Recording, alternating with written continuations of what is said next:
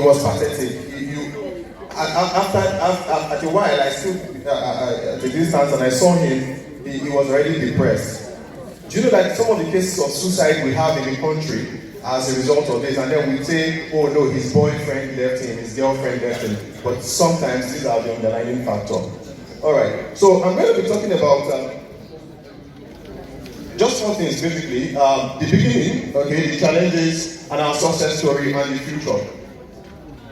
We know there is a problem, but the challenge most times is we feel it's so overwhelming. This project, we're going to tell you the challenges, we're going to tell you some of the giant strides we've made, and then we'll talk about the future. And we're not talking about the global future, we're talking about the future of Africa. We're talking about the future of Nigeria. Alright? Okay. 21st century kids are being taught by 20th century adults using 19th century curriculum and 18th century calendar. Now this captured the problem for me. Fantastic. It captured the problem for me.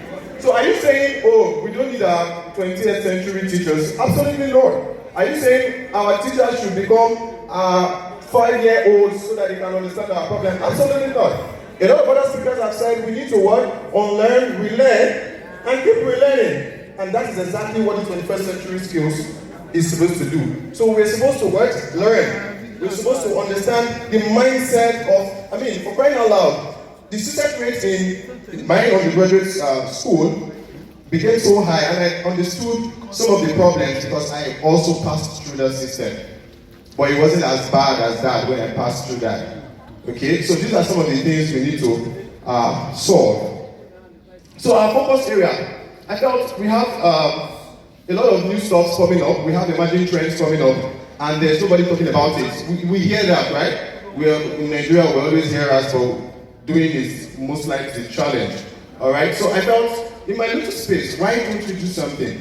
Why don't we teach kids how to code? Why don't we teach kids robotics? Why don't we teach kids artificial intelligence? Why don't we teach kids Internet of Things? We might not have all the equipment, right? Okay, and sometimes I actually like sitting behind whenever I'm trying to speak so I can get the feel of the crowd. And then when some of the people were presenting, they were saying, oh fantastic, can we do that here? That's the big question. That's the big question. So this clip will actually show you some of the little stuff we're trying to do in our little way, and just enjoy it. Alright?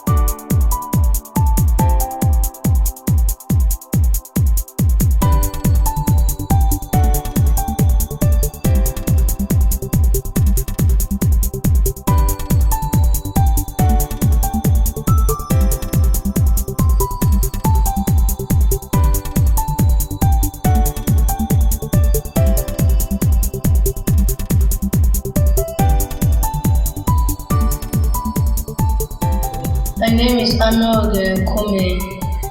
I'm 8 years old, and the summer class has taught me a few things about coding on Scratch. And with that knowledge, I've used it to create my own game called Catch. The aim of the game is to catch the apples that are falling.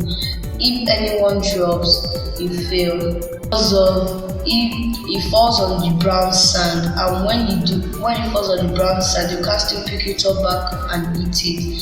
So that's why I made the game, and it's important so you can be careful, and you should know that food that with death should not be eaten. Hi, my name is Asiagwu Testimony. I attended the summer. and I learned some things about Scratch, actually a lot of things. So I learned how to create a game which I called Griffin's Flight.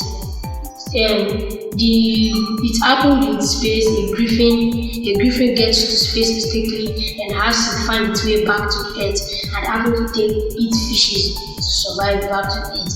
And if you touch anything like stars, the light health decreases. But to increase the health, an abandoned food truck in space, he has to hit it. An abandoned food truck to dismantle, then food now comes out, he has to eat it.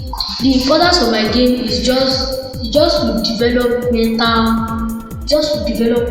mental focus and having the expression that I can do this and nothing is impossible. Thank you.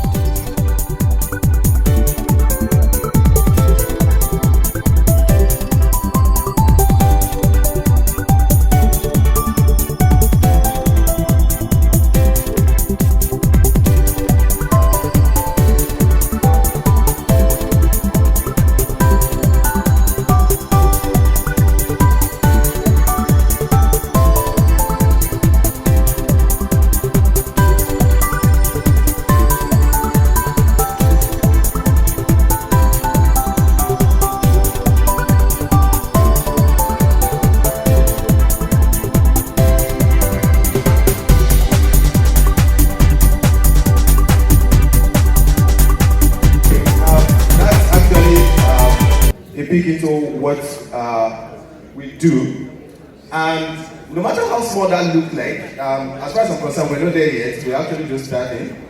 Some of you might have more than these resources in your school, but this is exactly the challenge.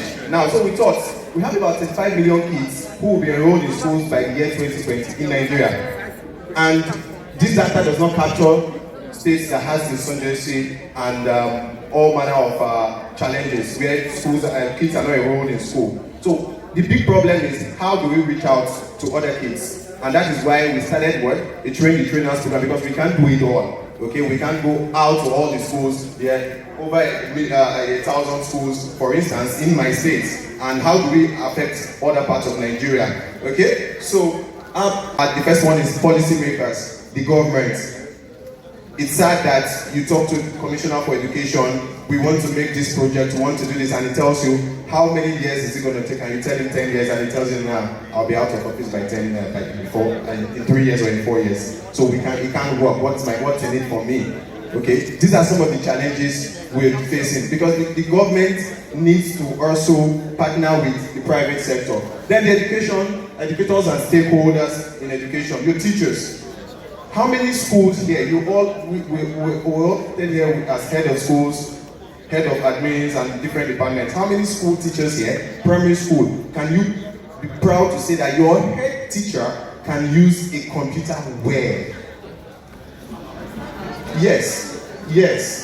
Of course, a lot of people say, but I work with a number of schools, and I can tell you that not all head teachers can use a computer well.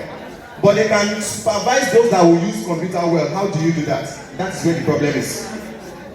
We might say, but I've been to these schools. I know them. They are very good administratively, but they can't do these things themselves. Now, we talk about investment costs. A lot of people said, this iBoard is so expensive, the WowBoard is that. We don't have a choice. If we want to invest in our future of our kids, we have to be willing to make the jump. The size and population, how do we reach the number of pupils we have today? The underserved communities, how do we do that? And then the Kids Foundation play a very important role. So you're talking to a child who is in SS2. I gave a case study here of a particular girl I was interacting with, and then she was pretty unenthusiastic about what we were doing. And then I tried to find out, why are you, robotics for kids is not, I said, I want to be a lawyer. Why do I need technology? How do I tell her now that a week before that conversation, I met with a judge who is in my state, who will be promoted to the Attorney General very soon, and she's already thinking about how to implement technology in the courtrooms. She's already thinking about how to add interactive board in the courtrooms. Then by the time she's through with law school, she'll be going into those courtrooms. How does she cope? These are some of the things we need to look at, okay? Now, our success story, we've been able to break a few grounds. We've been able to talk to partners both locally and internationally, and it has yielded a lot of success. We've been able to speak with a couple of government officials. We currently talk with 3 state governments in Nigeria on how to set up STEM hubs, because with our kids, not everybody is privileged to go to Dubai. We're privileged that we have GESS here in Nigeria. How do we have this right here with us?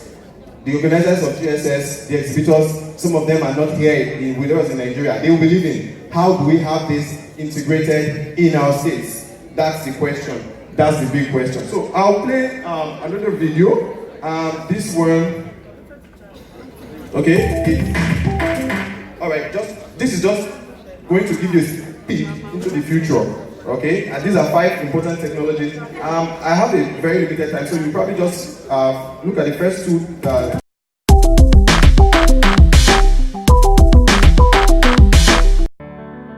Meet the world's first artificial intelligence personal robot. She's your welcome friend at any hour. Good morning, Thomas. Time to get up. Good morning. It seems like you had a good night's sleep. 8 full hours and a good resting heart rate. Thank you. Your meeting with Jane is at 9:30. I put the coffee on. She can interface with household devices. And she's also a personal stylist. What do you think? Why don't you try the blue tie with it? Good idea. She's your world-class office assistant, using artificial intelligence algorithms to analyze data quickly and efficiently. We plan to run a marketing campaign on the Upper East Side of New York. What do you think about that neighborhood? This neighborhood has a very promising outlook for this campaign, with 25,000 housing units. Also, 82% of people living there have a college degree. I think that's the right one for us. Sorry to interrupt, guys. Thomas has a lunch date with Chloe in 15 minutes. She just posted a bunch of photos on Facebook about her trip to New York. Thank you.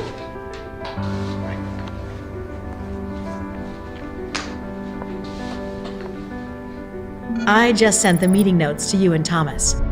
As well as your support when you're at your most creative. Hey, I ordered those paints that you asked for. Also, for lunch, I ordered you some falafel from your favorite restaurant. You're the best. She can also be a hands-free helper around the house. Hey, need some help in here? Could you pull up a recipe for chicken curry, please? I'll walk you through it step by step. Thanks. First, you cut the chicken into cubes. She's even a personal security guard. Watch the house, okay? Able to monitor your home and your energy costs while providing peace of mind with real-time video feeds of every room of your home. She can connect you across the globe to be with your family. Hey guys, how are you guys doing? We wish you were here. Did you have fun at work? She can be the life of the party, playing music through internal speakers and photographing moments that will last a lifetime. Hey guys, let's take a picture of everyone. Smile. 1, 2, 3. She's also a storyteller, opening up your child's imagination not only with words, but also with colorful environments she creates by adjusting any room's lighting. And the princess followed the deer towards the enchanted forest. Once in a while, a revolutionary product comes along that changes everything. That change is here today, and she's looking forward to meeting you. Good night.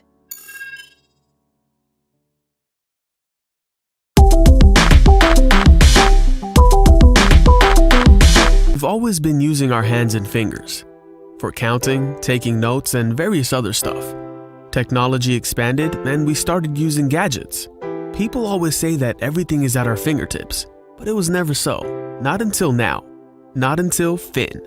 You see, for the past few months, we've been working on this amazing product called Finn, the first of its kind gesture-based control for all your devices out there.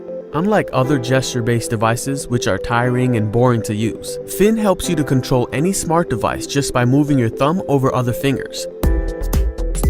Finn is a Bluetooth-enabled device which can control a variety of smart devices. For switching a device to another, all you need to do is tap on your finger. Finn makes life simpler. Now, everything is at your fingertips, and it feels like having magical power.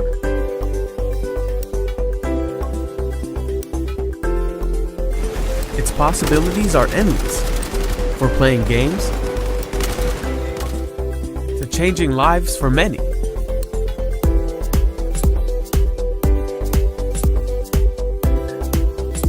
To taking business presentations.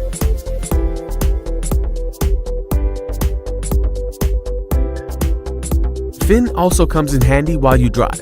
You can answer calls, control the AC and music system without even moving your hands from the wheels.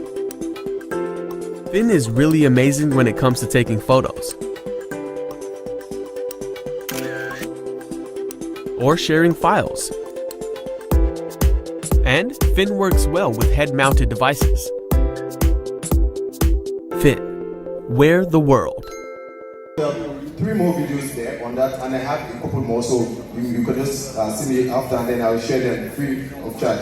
Okay, and this is the future: collaboration, educational reforms, innovation, and partnerships. I've actually tailored my presentation to the Nigerian community, and that is why I'm doing that. Yeah, I get my time is almost up, it's up actually, so I'll quickly just rush through this. So the future, you have 11 pillars of technological advancement, and if we can tailor our curriculum towards this, I'm sure in no time, Nigeria will be great again in the scheme of things. The future, artificial intelligence and machine learning. How can we integrate this right now, right away, so that we can start making that difference that we want? Okay, now, each time I say this, my heart goes, what year are we in again? 2019, right? How many of us have 5G here in Nigeria? And in 4G, we have it just in a few cities. 4G just in a few cities. It's not everywhere. We don't have 5G in Nigeria. I'm sure I had a session with telecommunication giants, and they told me they don't have 5G in Nigeria. So make no mistake about it. Africa is rising. Not the Wakanda kind of rise, but the true rise that will promote the African culture, that will promote the African heritage, and will become what?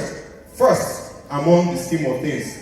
In less than 500 years from now, Africa will become one of the, less than 500, I know what I'm saying. Africa will become the seat of the world power. You've had China, you've had the US, and what? Africa is coming. And make no mistake about it, it's coming very soon. But the question remains, what role would you want to play in that? What role do I want to play in that? It goes beyond attending conferences, it goes beyond having the courage to do that, it goes beyond having the momentum to drive a change, but it also involves sacrifices. If you go back to your school as a head teacher and your boss says, fine, all those stuff you learned for the conference, you are back to reality, and then you have a choice. It's either you resign or you face the reality. Thank you. Thank you, Pastor.